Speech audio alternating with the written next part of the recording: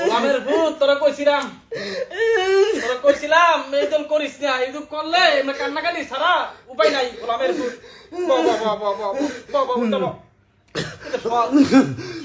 কান্নাকাটি করতো সল দূরে একটা গোল খাইলে খাইছিস কি নেক্সট তোরা যাবি।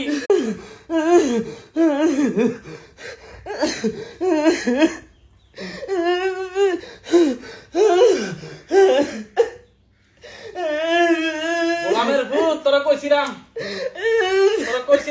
এই দল করিস না, এই দল করলে কান্নাকাটি ছাড়া উপায় নাই। গোলামের ভূত